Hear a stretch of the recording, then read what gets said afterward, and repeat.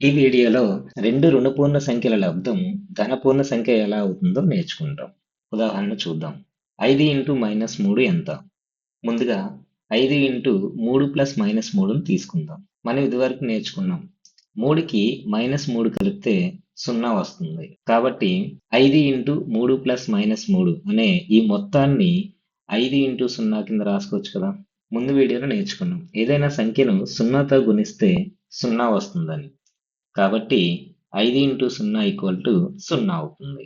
కాబట్టి 5 into 3 plus minus 3 అనే ఈ మొత్తం విలువ 0కి సమానం అవుతుంది. 5 ఇంటూ 3 ప్లస్ మైనస్ 3ను విభాగ న్యాయం ప్రకారం 5 ఇంటూ 3 ప్లస్ 5 ఇంటూ మైనస్ 3గా రాసుకోవచ్చు. ముందు తరగతిలో నేర్చుకున్న విభాగ న్యాయాలను గుర్తు చేసుకోండి. ముందుగా 5 ఇంటూ 3 ప్లస్ 5 ఇంటూ మైనస్ 3. విభాగ న్యాయం ప్రకారం ఈ రెండింటిని విడివిడిగా గుణించి కలపాలి. పై సమీకరణం ప్రకారం ఈ మొత్తం విలువ 0 అవుతుంది. 5 ఇంటూ 3 ఎంత? 15 ప్లస్ ఈ 5 ఇంటూ మైనస్ 3ను అలాగే రాసుకుంటాం. ఈక్వల్ టు 0 అవుతుంది. ఇప్పుడు దీని నుండి 5 ఇంటూ మైనస్ 3 విలువ ఎంత అవుతుంది అనేది కనుక్కోవాలి మనం. ఈ 15కి ఎంత కలిపితే 0 వస్తుంది? ఇది వరకు పైన చూసాం మనం. 3కి మైనస్ 3 కలిపితే 0 వచ్చింది. కాబట్టి 15కి మైనస్ 15 కలిపితే 0 వస్తుంది. అంటే ఈ 15 plus 5 into minus 3 equal to 0 అనే సమీకరణం నిజమవ్వాలంటే 5 ఇంటూ మైనస్ 3 అనేది మైనస్ 15 అవ్వాలి. ఎందుకంటే 15కి మైనస్ 15 కలిపినప్పుడు మాత్రమే 0 వస్తుంది. మరే సంఖ్య కలిపినా రాదు. కాబట్టి 5 into minus 3 equal to minus 15 అవుతుంది. కాబట్టి దీని నుండి మనం ఏం చెప్పొచ్చు? Plus into minus equal to minus అవుతుంది అని చెప్పొచ్చు.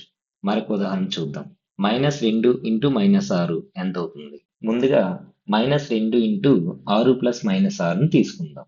6 ప్లస్ -6 కలిపితే ఎంత అవుతుంది? 0 అవుతుంది. కాబట్టి దీనిని -2 ఇంటూ 0 అని రాసుకుందాం. అలాగే మనకు తెలుసు ఏదైనా సంఖ్యతో 0ని గుణిస్తే 0 వస్తుంది. కాబట్టి -2 ఇంటూ 0 ఈక్వల్ టు 0 అవుతుంది. అంటే -2 ఇంటూ 6 ప్లస్ -6 ఈ మొత్తం సమీకరణం విలువ 0 అవుతుంది. అలాగే ముందు చెప్పినట్టు విభాగ న్యాయం ప్రకారం -2 ఇంటూ 6 ప్లస్ -6ను విడదీసి రాసుకుందాం. -2 ఇంటూ 6 రాసుకుందాం. ప్లస్ -2 ఇంటూ -6 ఈక్వల్ టు 0 అవుతుంది. -2 ఇంటూ 6 ఎంత అవుతుంది? ఇక్కడ మైనస్ ఇంటూ ప్లస్ మైనస్ అవుతుంది. అలాగే 2 6లు 12 అవుతుంది. కాబట్టి -2 ఇంటూ 6 -12 అవుతుంది. ప్లస్ -2 ఇంటూ -6ను అలాగే రాసుకుందాం. ఈక్వల్ టు 0 అవుతుంది. గణిత సూత్రాల ప్రకారం -12కు ఎంత కలిపితే 0 వస్తుంది? +12 కలిపితే. అంటే ఈ -2 ఇంటూ -6 ఈక్వల్ టు +12 అవ్వాలి. అలా అయితే ఈ సమీకరణం నిజమవుతుంది. ఎందుకంటే ఒక రుణ సంఖ్యకు అదే విలువైన ధన సంఖ్యను కలిపినప్పుడు మాత్రమే 0 వస్తుంది. కాబట్టి -2 ఇంటూ -6 ఈక్వల్ టు 12గా రాస్తాం. దీనిని బట్టి మనం ఏం నిర్ధారించవచ్చు? రెండు రుణపూర్ణ సంఖ్యల లబ్దం ధనపూర్ణ సంఖ్య అవుతుంది అని మనం నిర్ధారించవచ్చు. ఇప్పుడు 3 రుణపూర్ణ సంఖ్యల లబ్దం ఏమవుతుందో చూద్దాం. ఉదాహరణకు -2 ఇంటూ -3 ఇంటూ -4 తీసుకుందాం. ముందుగా -2 ఇంటూ -3ని గుణించి దాని విలువను -4తో గుణించండి. ఇప్పుడు -2 ఇంటూ -3 ఎంత అవుతుంది? ముందు ఉదాహరణలో నేర్చుకున్నాం. మైనస్ ఇంటూ మైనస్ ప్లస్ అవుతుంది. అలాగే 2 3 6. కాబట్టి -2 ఇంటూ -3 +6 అవుతుంది. ఇంటూ -4 చేయాలి. ప్లస్ ఇంటూ మైనస్ ఏమవుతుంది? మైనస్ అవుతుంది. అలాగే 6 ఇంటూ 4 24 అవుతుంది.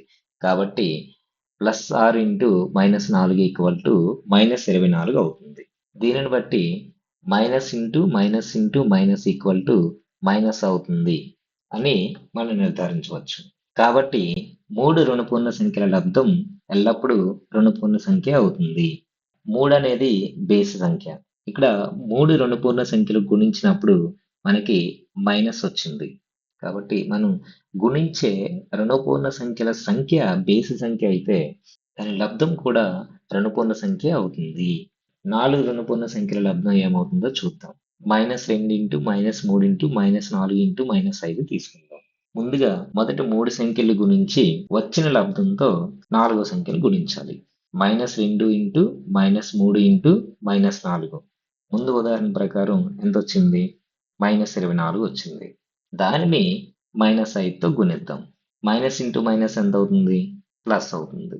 అలాగే 24 ఇంటూ 5 120 అవుతుంది. కాబట్టి దీని విలువ ప్లస్ 120 అవుతుంది. కాబట్టి minus into minus into minus into minus 4 సార్లు మైనస్ని గుణిస్తే ప్లస్ వస్తుంది.